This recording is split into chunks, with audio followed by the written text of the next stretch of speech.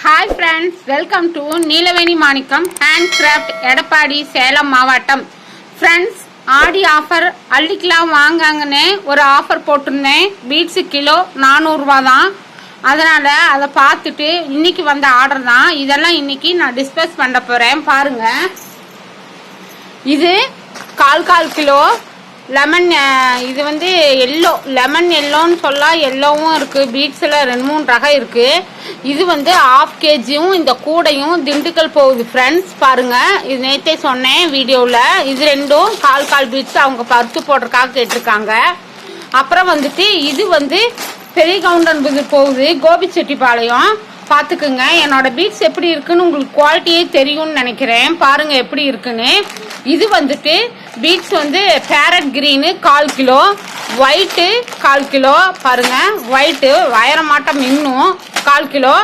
Rose அல்லது வாடாமல்லி இதுவும் 1/4 கிலோ. அப்புறம் வந்து ஸ்வீட் பாசியில் 3 பேக்கெட் 300 கிராமு. அதுக்கு வந்து 120 ரூபா அனுப்பிச்சிட்டாங்க. இது வந்துட்டு 1/4 கிலோ, மொத்தம் 1 கிலோ கேட்டிருந்தாங்க. இது 1 கிலோ பெரிய கவுண்டன் போகுது, கோபிச்செட்டிப்பாளையம். இது வந்து சேலம் மாவட்டம் கவண்டம்பட்டிக்கு போகுது ஃப்ரெண்ட்ஸ். பாருங்கள், 1 kilo white beads, white beads 1 kilo, dark green 1/4 kilo. பாருங்கள், இது வந்து டார்க் ரோஸு.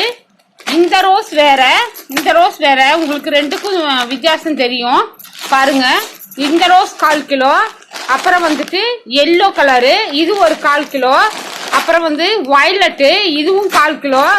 ப்ளூவில் 1/4 கிலோ.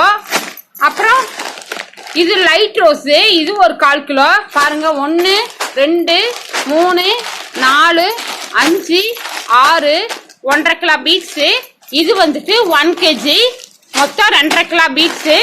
இது கவுண்டம்பட்டி போகுது, சேலம் மாவட்டம் கவண்டம்பட்டிக்கு போகுது. இது வந்து கோபிச்செட்டிப்பாளையம், ஈரோடு மாவட்டம் பெரிய கவுண்டன்புதூர் போகுது. இது வந்துட்டு திண்டுக்கல் மாவட்டத்துக்கு போகுது. 1/2 கிலோ பீட்ஸ் தான் ஃப்ரெண்ட்ஸ். நான் வந்துட்டு ஒயரும் வந்து சேல் பண்ணுறேன்னு சொல்லியிருந்தேன். அதுவும் ஒரு கட்டு 40 ரூபா தான். 10 கட்டு வாங்கிட்டீங்கன்னா 400 ரூபா ப்ளஸ் கொரியர் சார்ஜ் நீங்கள் தான் போட்டுக்கணும். ஏன்னா இப்போ வந்து எல்லாமே லாரி சர்வீஸில் பணம் அதிகமாக கேட்குறாங்க. நான் 150 ரூபாய்க்கு எடுத்த கொரியர் வந்து இப்போ வந்துட்டு 350 கேட்குறாங்க. 200 ரூபா அதிகம். நேற்று ஒயர் வந்ததில் எனக்கு 350 ரூபா கேட்டிருக்காங்க. நான் VRL தான் போட்டு எடுத்தேன். 150 ரூபாய்க்கு வந்த பார்சல் வந்துட்டு இப்போ 350 ரூபா கேட்குறாங்க. இருந்தாலும் நான் வந்துட்டு 40 ரூபாய்க்கு தரேன்னு சொல்லிட்டேன். அதனால் வாக்கு மாறக்கூடாது அப்படிங்கிறக்காக அதே 40 ரூபாய்க்கு தான் நான் தரேன். ஒரு கட்டு ஒயர் 40 ரூபா, 10 கட்டு எடுத்துட்டிங்கன்னா 400 ரூபா. கொரியர் சார்ஜ் நீங்கள் தான் போட்டுக்கணும், சரிங்களா? எனக்கு ஏற்கனவே 350 ரூபா கொரியர் சார்ஜ் வந்திருக்கு. அது நான் வந்து இந்த இதில் தான் எடுக்கணும். ஆனால் நான் அப்படி எடுக்கல. நான் போட்டதாகவே இருக்கட்டும். அப்புறம் ஃப்ரெண்ட்ஸ், இன்னையோட ஆஃபர் முடிஞ்சிருச்சு. என்கிட்ட இருக்கிற பீட்ஸ் எல்லாம் நான் சேல் பண்ணிட்டேன். இது வந்து ஹை குவாலிட்டி பீட்ஸு. நான் வாங்கினதே 450 ரூபாய்க்கு வாங்கினேன். ஆனால் எனக்கு வந்துட்டு அதிகமாக பீட்ஸ் வீட்டில் இருந்ததுனால நான் கிலோ 400 ரூபாய்க்கு போட்டேன்.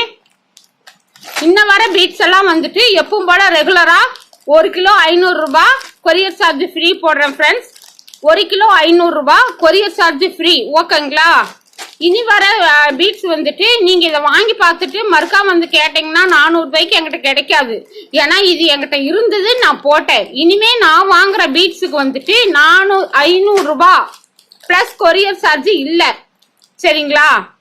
கிலோ 500 ரூபா கொரியர் சார்ஜ் ஃப்ரீ, அந்த மாதிரி போட்டுக்குங்க. இப்போதான் வந்துட்டு நான் 400 ரூபாய்க்கு கொடுக்குறேன், சரிங்களா? இதோட ஆர்டர் ஃபினிஷ் ஆயிடுச்சு ஃப்ரெண்ட்ஸ். என்கிட்ட நான் சொல்லியிருந்தேன் 20 கிலோ தான் பக்கமாக இருக்குது அப்படின்னு ஆர்டரு. இது வந்துட்டு ஸ்டாக் இருந்த பீட்ஸு என் யூஸ்க்காக நான் வாங்கினேன். அதனால் வந்த லாபம் இல்லாமையே நான் கொடுத்துட்டேன். அப்புறம் இன்னொரு சிஸ்டர் கேட்டிருந்தாங்க, லாபம் இல்லாத எதுக்கு சேல் பண்ணுறீங்க அப்படின்னு கேட்டிருந்தாங்க. அது ஏன் இஷ்டம் தானே. லாபம் வைக்கிறது வைக்காததும் என்னோட இஷ்டம், புரியுதுங்களா? நான் ஒருத்தருக்கு சும்மா கூட கொடுப்பேன், அது ஏன் இஷ்டம். ஏமா அவ்வளவு வாங்கினேன், லாபம் இல்லாமல் எதுக்குமா விற்கிற அப்படின்னு கேட்குறாங்க. அதில் என்ன அவங்களுக்கு கஷ்டம்னு எனக்கு தெரியல ஃப்ரெண்ட்ஸ். என்னமோ சொல்லுவாங்களே, பழமொழி சொல்லுவாங்க பார்த்தீங்களா, பிச்சை எடுக்கிற பெருமாள் அதை பிடிங்கி திங்கிற அனுமாருன்னு. யாரோ ஃப்ரீயா கொடுக்குறவங்க குடிச்சிட்டு போறாங்க. இவங்களுக்கு என்ன 1008 கொஸ்டின் கேக்குறாங்க. அவ்வளவு ஸ்டாக் ஏமா வாங்கி வச்ச, அவ்வளவு ஏமா லாபம் இல்லாம விக்கிற அப்படின்னு எல்லாம் கேள்வி கேக்குறாங்கங்க. ஏன் பீட்ஸ் நான் சும்மா கூட கொடுப்பேன், வாங்கின பணம் வந்தா போதும்னு கூட நான் கொடுப்பேன் லாபம் இல்லாம. அதெல்லாம் எதுக்கு கேக்குறாங்க, வாங்குறாங்க. பாருங்க இது பாருங்க, இப்ப வந்துட்டு ஒரு சான்ஸ் கிடைச்சது, அள்ளிக்கிட்டாங்க, அவ்வளவுதான். இது அவங்களுக்கு தேவைப்படுது. இதே வெளியில வாங்கும்போது அவங்களுக்கு 500 ரூபாய் வரும், என்கிட்ட வாங்கும்போது 400 ரூபாய் தானே. அந்த சாய்ஸ் அவங்க பயன்படுத்திக்கிட்டாங்க. பயன்படுத்தாதவங்க தேவையில்லாம உட்கார்ந்துக்கிட்டு 58 கொஸ்டின் கேட்டுக்கிட்டு இருக்காங்க. சரிங்களா, அவங்களுக்கு நான் சொல்லியிருந்தேன் ரிப்ளைவ்ல, கால் பண்ணுங்க நான் எதுக்கு வாங்கினேன்னு உங்ககிட்ட நான் சொல்றேன் அப்படின்னு. கால் பண்ணவே இல்லை சிஸ்டர். கால் பண்ணிருக்கணும்ல, ஏமா அவ்வளவு பீட்ஸ் வாங்கினேன், எதுக்குமா லாபம் இல்லாம விக்கிற, லாபம் இல்லாம ஏன் விக்கிறேன்னு கேக்குறாங்க. என்னங்க கேள்வி?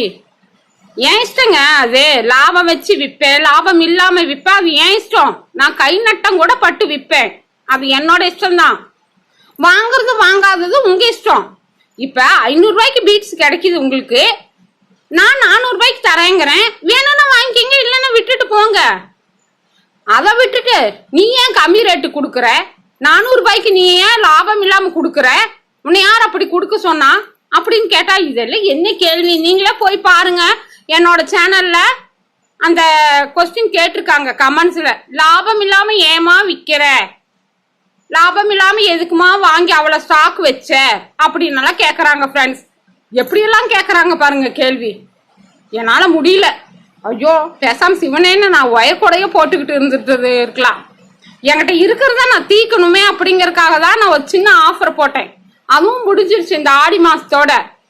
சரிங்களா, ஆவணி 1ல இருந்து 500 ரூபாய் பிளஸ் கொரியர் சார்ஜ் இல்ல. கொரியர் இல்லாம 1 கிலோ 500 ரூபாய், கொரியர் சார்ஜ் ஃப்ரீ உங்களுக்கு. ஆவணி 1ஆம் தேதியில இருந்து வாங்கினீங்கன்னா கொரியர் சார்ஜ் ஃப்ரீ. அதுக்கு முன்னாடி என்கிட்ட இருப்பு இருக்கிற ஸ்டாக் வரைக்கும் தான் நான் சொல்லியிருந்தேன். என்னோட ஸ்டாக் இதோட முடிஞ்சிச்சு. என்கிட்ட இருந்த பீட்ஸ் எல்லாம் நான் சேல்ஸ் பண்ணிட்டேன்.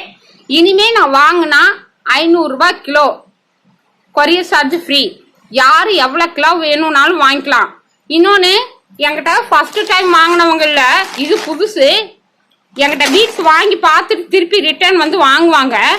அதனால நான் 500 ரூபாய்க்கு தான் போடுவேன். இந்த தாட்டி தான் 400 ரூபாய்க்கு. அதனால தான் சான்ஸ் கிடைக்கும் போது அள்ளிக்கலான்ட்டு பாருங்க எடுத்துக்கிட்டாங்க. சரிங்களா, இப்போ நான் ஒயர் வந்துருச்சு, நான் போய் எடுக்கணும். அதுக்குள்ளார இதை நான் அப்படியே போய் கொரியர் போட்டுட்டு நான் போய் எடுத்துட்டு வந்துடுவேன். நான் எஸ்டி கொரியர்ல தான் ஃப்ரெண்ட்ஸ் அனுப்புறேன். 1 கிலோக்கு 60 ரூபா. அதுலயும் எனக்கு 10 ரூபா நட்டம் தான். நான் 50 ரூபா தான் வாங்குறேன். 10 ரூபாய் என்ன போயிட்டு அப்படின்னு நான் 50 ரூபா தான் வாங்கிக்கிறேன். 1 கிலோ கொரியர் சார்ஜ் 60 ரூபா தான் போடுறாங்க. நான் 50 ரூபா தான் வாங்குறேன் கஸ்டமர் கிட்ட. இவ்வளவு கஸ்டமருக்காக ஃபேவரா பண்ணியுமே ஏன்னா 1008 கொஸ்டின் வேணா நல்லா கேக்குறாங்க friends. Thank you very much for your friends. உங்க சப்போர்ட்டுக்கு எனக்கு சப்போர்ட் கொடுத்து என்னை ஆதரிச்சு என்னை இந்த தூரம் இது பண்ணதுக்கு ரொம்ப நன்றி ஃப்ரெண்ட்ஸ். வியூவர்ஸ்க்கெல்லாம் நான் தேங்க்ஸ் பண்ணிக்கிறேன். தேங்க்யூ ஃபார் வாட்சிங்.